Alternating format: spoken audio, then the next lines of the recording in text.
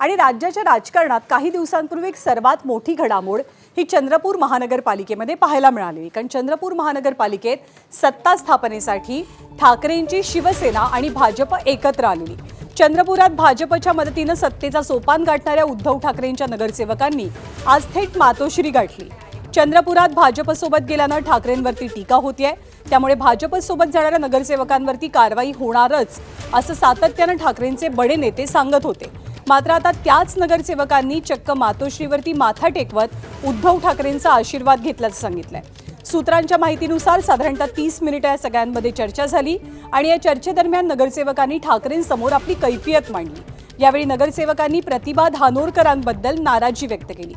ठाकरे गटानं काँग्रेस आघाडीचा प्रस्ताव दिला होता। ठाकरे गटाला काँग्रेस आघाडीकडनं प्रस्ताव दिला गेला होता, मात्र धानोरकरांनी अपमानास्पद पद्धतीनं परतवून लावल्याचं नगरसेवकांचं म्हणणं आहे।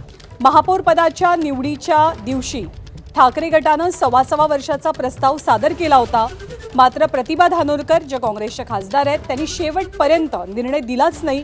त्यामुळे भाजपसोबत जाण्याचा निर्णय घेतल्याचं ठाकरेंच्या नगरसेवकांनी सांगितलंय।